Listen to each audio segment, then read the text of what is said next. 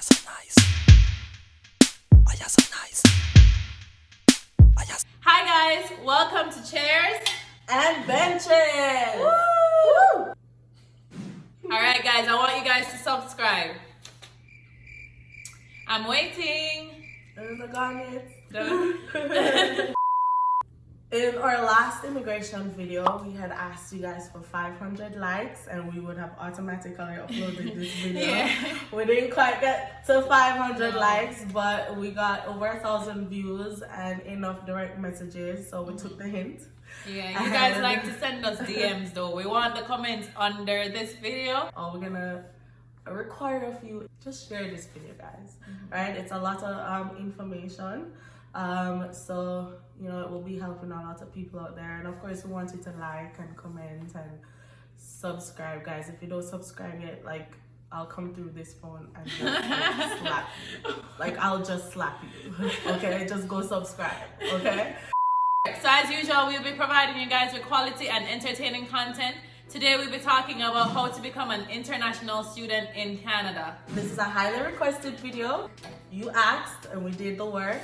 As you guys know, I'm a current international student, and Nyoka here was an international student 6 years ago. So many of you guys come to us and ask us, what's the process?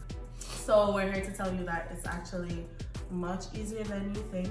And with this video, we're going to be providing you with all the tools necessary that you need for your road to Canada. Alright, so disclaimer though guys, we are not immigration lawyers, we're not agents, we're not sponsored. So that's why we need you guys to share this video, because we're just doing this from the willingness of our hearts. We did go through this process before and we made a lot of mistakes, so we want to prevent you guys from making the same mistakes. So we're going to make this video very clear, very simple. We're even going to add screen recordings to show you guys exactly how to use the websites and how it looks. So we'll give you guys all the tips and all the tricks, all the things you guys should be aware of before coming, so that way you guys will have a smooth transition into Canada.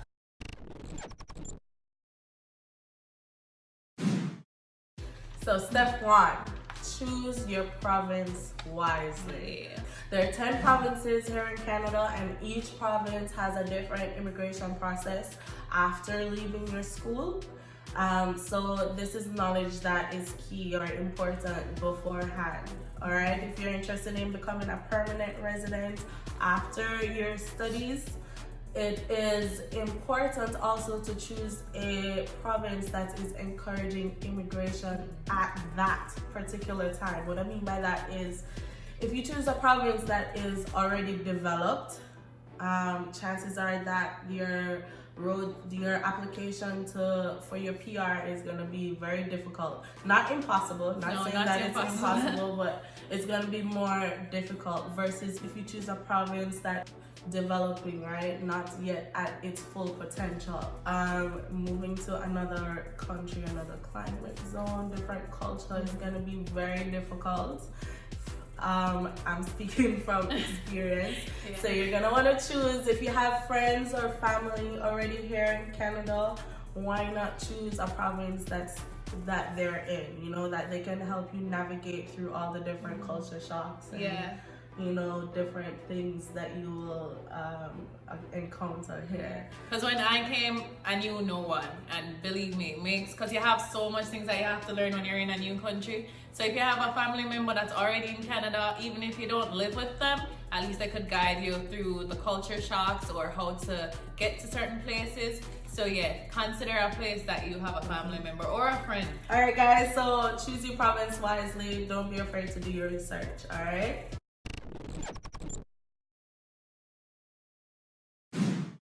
Okay, so step 2 is to choose a designated learning institution. And what I mean by that, you need to choose a school that is approved by the territorial or provincial government to host international students. Because becoming an international student is a high demand here in Canada, you'll have lots of colleges that will accept you as an international student that are not designated learning institutions. So for your sake, you want to do some research and make sure that you're choosing a school that is legal to host international students. So here's a screen recording of how to find a designated learning institution here in Canada. So the first step is to go to www cic.gc.ca. I'll be referring to this website a lot throughout this video. The next step is to hit English. I'm assuming you speak English if you're watching this video.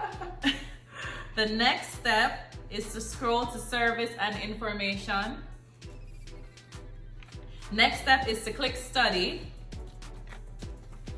Then the next step is to go to the right of your screen and you will see a list titled Most Requested. Once you reach there, click Find a DLI. So guys, don't forget to read. You're gonna have to read through the whole information that they provide on the website. But for the sake of this video, we're gonna scroll to the bottom of the screen and you will see a section that says View List by Province or Territory. So as Brittany already told you guys previously, you guys will have to select the province that is encouraging immigrants or the province of your choice. So you'll already know what province you're interested in at this point. So for the sake of this video, we'll be clicking on Nova Scotia. So click Nova Scotia. Once you hit Nova Scotia, you will see a list of all the schools in Nova Scotia, and it has 4 pages of schools. So you'll see every single school that's here. Then you will choose a school that has yes under the title, offers PGWP eligible program. I would suggest that you would want to compare more than one schools. I would say between 2 to 3 schools, because though there is a set of requirements, most schools might have tweaks to the perks that they might offer. So I would compare at least 3 schools. But for the sake of this video, we're going to go to page 4 and you'll see Nova Scotia Community College. And as you guys go over to the right of the screen, you will see that Nova Scotia Community College has yes. So this school is a designated learning institution here in Nova Scotia. Alright guys, if you never shared a video yet, now is a good time to stop and just share this video, because as you see, we are giving you guys a lot of information in this video that we want everybody to see. So stop and share this video. So I'm gonna take you over to NSCC's school website just to give you an idea of what a college website is like. So you're gonna type in nscc.ca in your search engine, and the website will come up. But to apply, you're gonna click on that big green button on the right hand section of the screen that says apply. It's gonna carry you to another page. On that page, for international students, you're gonna click view application process for international students. Okay, and it will carry you to another page and you're gonna click on apply now. All right, and then that will then carry you to the page that will start your online application. All right, I know the burning question in most people's mind is, what do most DLIs require of you for your application? What I found in my research is that most schools only ask for 5 to 6 CXC subjects, along with a copy of your high school transcript. Now, if you're in Jamaica or in the Caribbean, you already know what CXC is, and most of you already have this. You're already qualified. And if you're in another country that's not in the Caribbean, they might ask you guys to do an English test that you guys can find that application online. But if you're in the Caribbean and you already have CXC English, then you're one step ahead, because that is the equivalent of that is accepted through immigration. So CXC English is necessary. So keep in mind that they may ask you to provide proof of all this. So if you've left high school some time ago, okay, you're gonna have to go digging for all your documents. If you can't find them, you're gonna have to go back to your high school and request them to reprint or resend them to you. Once you've done all your application and you've submitted your online application to your DLI, the wait time is usually around 2 to 3 weeks. Pretty quick. Yeah, pretty quick. Pretty quick, yeah. Some advice. I encourage you, when you're choosing your programs, I encourage you to choose a program that is no less than 2 years.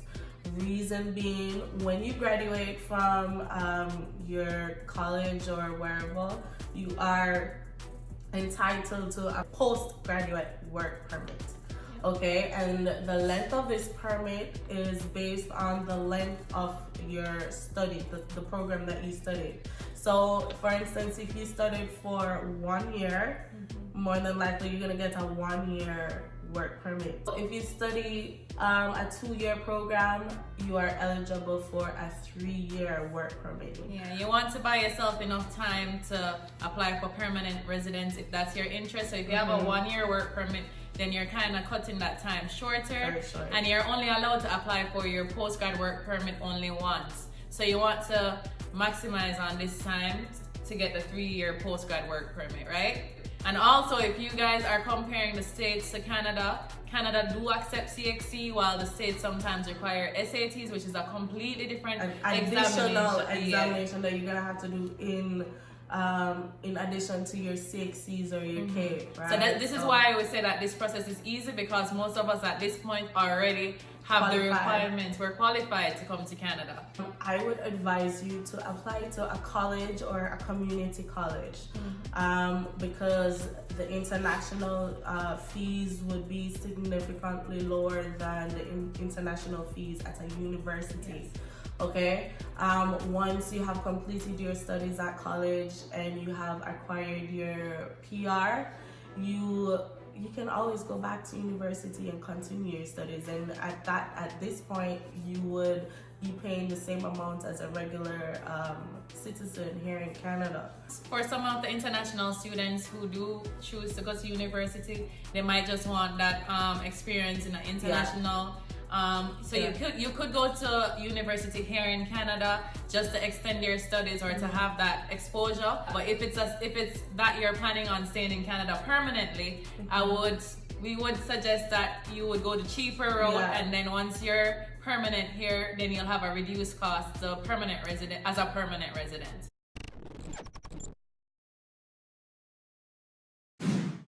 All right, so step 3. Apply for your student visa or study permit. All right, guys, so we already gave you guys the tools. You guys need to choose your province wisely, and you're gonna choose a designated learning institution. So you already submit that application to the school and you're waiting. So while you're waiting, now it's time to figure out how to apply for your study permit or your student visa. And we're gonna only speak positivity here. So we already know, know you're getting accepted. It's actually the easiest part of the process. So we're gonna make sure we have all the documents prepared for the acceptance so we can just push forward, okay? At this point, once I got accepted or I'm waiting on my acceptance, if I'm gonna use a travel agency. When you use a travel agency, this will help you guys to be more secured, as they're already in this field. They're working with lots of applications. They're up to date. Yeah, they do this every day. Yeah, they're up to date with all the changes in Canada, all the new immigration rules. So this is the time when you're gonna decide if you're gonna do it independently or you're gonna use an agency. One will save you some time and one will save you some money. The cic.gc.ca website has all the details there, so you can do it independently. And for all our Jamaican fans that lives in Jamaica and would want us to suggest to you guys a good travel agent, we are not gonna give you guys that for free. So you guys will have to DM us, and you might have to do a little favor for me, and then we can probably suggest, just a small favor, and then we can suggest an agent that we think is good. So let's get back to the website, cic.gc.ca. Remember, I told you guys we'll be using this website for everything. So we're back on it again. So we're gonna hit English. Then we're gonna hit study. Then next we're gonna hit get a study permit. Yeah, so there's about 5 sections, and it would be wise if you read everything, because the website pretty much lays out all the information that you need. So they have about the process, who can apply, how to apply, after you apply, and prepare for your arrival. So pretty much they're giving you all the tools that you'll need to migrate to Canada. So you guys are gonna be able, you guys are gonna have to be patient and really thorough with reading all the information that they do provide. There's 2 things from the website here that I do want you guys to not overlook. and that is you are gonna need to arrange accommodation. Immigrations will need you guys to tell them where you'll be staying or residing while you're in Canada studying. So you guys have to start thinking about this from now. Are you gonna live on campus? Are you gonna rent out off campus? Or are you gonna be living with a family member or a friend, okay? So immigration is gonna need this, so start thinking about this. If you're gonna choose on campus, naturally it's gonna be way more expensive. Way more expensive. Two, you can also rent off campus, like you could just rent as a regular resident to Canada. So you'd have to... I just want to know, you can also check with your school if they have options too. So if they don't provide on-campus housing, they may have other suggestions for you too. So check with your school for that. Yeah, and you could also use your friend or family members. If a family or friend can provide a letter for you to say that you'll be living with them, they also accept that as a reasonable accommodation in Canada. Also, under who can apply, it does note that you will receive a work permit, guys. So when I came, that wasn't happening, but new changes. So as soon as you land in Canada, you will have an interview, some sort of an interview, and you'll receive your study permit and the work permit. And this work permit is not the same thing as the postgrad work permit that we mentioned before, because there's some restrictions on this permit, but you are able to work as soon as you land in Canada. So keep that in mind, that you guys will receive a work permit upon arrival. When you land in Toronto, because that's where you'll be landing, you have to. You are, apart from when you go through immigration to collect your official documents, they're gonna send you to a different section. Now this section, guys, especially if you're traveling close to when school starts, like August, beginning of September, I'm telling you that the wait time is gonna be hella long. Like, it's gonna be really long. If you are not staying in Toronto for your studies, you have a connecting flight to a different province, you're gonna wanna make sure that you do your research beforehand and give yourself at least 2.5 hours. So either that, or be prepared to find a overnight somewhere in a motel close by, or if you want to sleep in the airport, by all means, people do that. Yeah, but you can just book your ticket, and when you're booking your ticket for your connecting flight, choose the ticket that have a space, if that's an option. That's an option. Yeah. For your work permit, most times as an international student, the work permit will allow you guys to work 20 hours per week when you're in school. And when school is on break, like summertime and the winter time, that time you'll be able to work full-time hours. So this is where you're gonna have to grind, okay? The cost of that? Grind hard. The cost of living here in Canada is higher than, you know, back home where we're from. So you're gonna need money for food and traveling, transportation. So this is where you're gonna make your money in the summertime.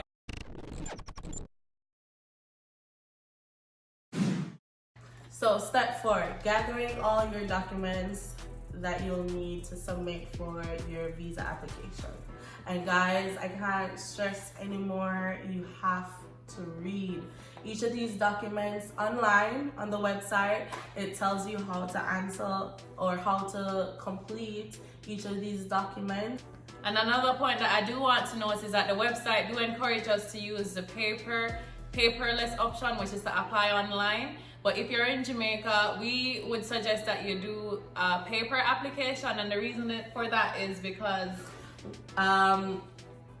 when you go to the Canadian Embassy, they have people there that actually go through your application package step by step and ensure that you have all the documents that you need. And if they see that something is not adding up, they're gonna point it out to you, and you have the option to get it and come back, right? Versus if you were supposed to just submit all your documents online, then chances are the process is gonna be much longer, and you don't want them to have any doubt in their mind, like, okay, this person isn't really 100% prepared. So if you do the paperless option, which is to apply online, they would usually inform you that you're missing a document or something like that. But as Britts said, this will slow down your process, and it will make it even longer. So you want to do the paper option. That way you'll have more people helping you to be more prepared,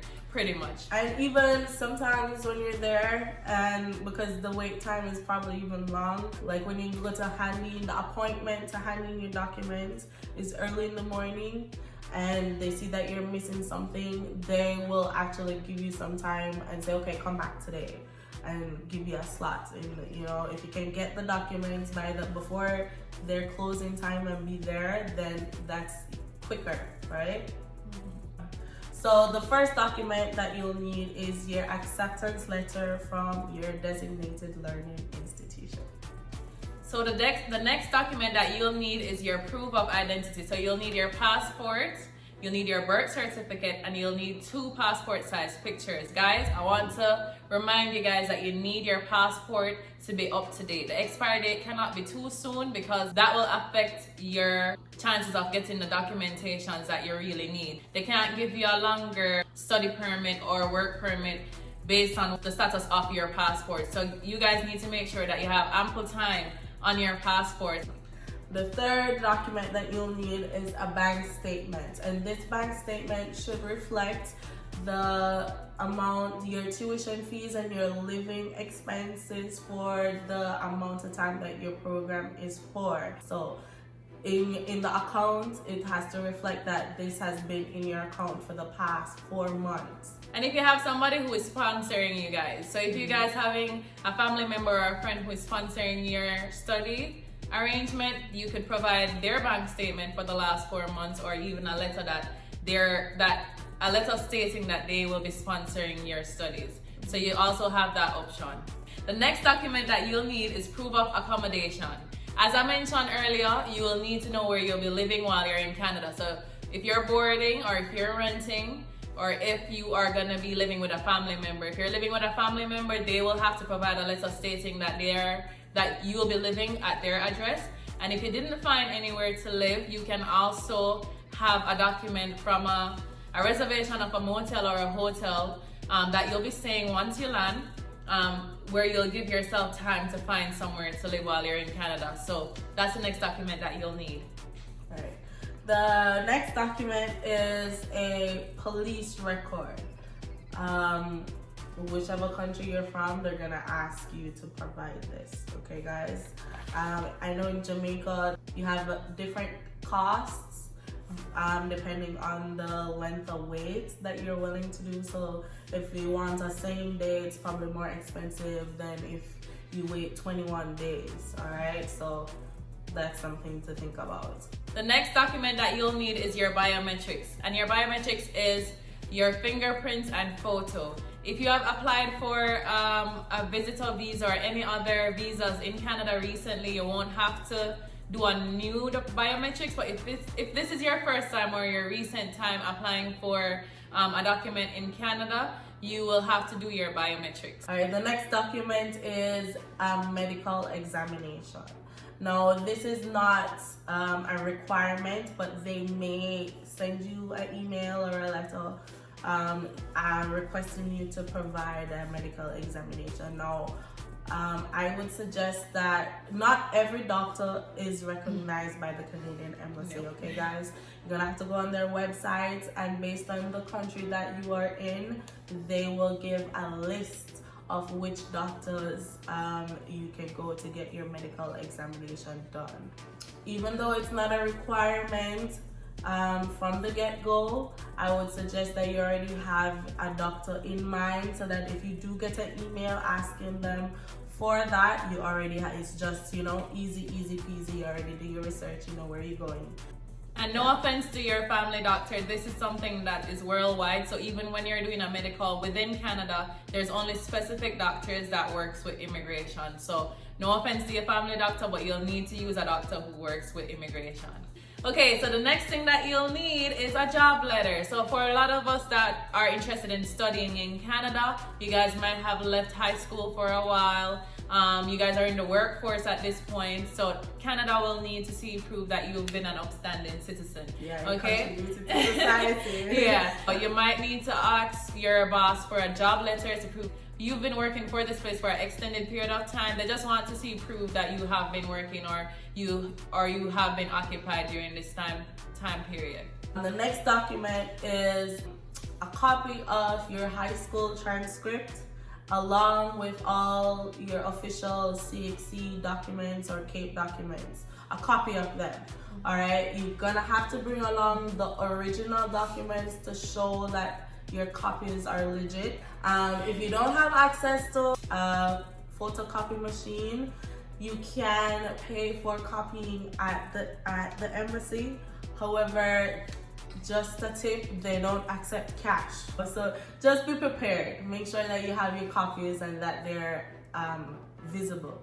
And this is specific to Jamaica, so we don't know what it is like for other countries, but in Jamaica, this is the process for your photocopying and providing or paying for stuff. So keep in mind, this is only, the tip that Britts just gave you guys is only in Jamaica. Yeah. So the next document you will need is family information, IMMI 5645. And on this document, it will pretty much detail your family information. So your parents, your kids, your siblings, their date of birth, and stuff like that. Okay, so the next document that you'll need is your IMM 1294 form, and this is the application. This is the actual form for the visa study application, okay? So be careful. Very important. Very important. Be careful in filling out this document. Be truthful. So just be careful in answering. And of course, the website also tells you how to answer these questions. So read, research, don't be afraid.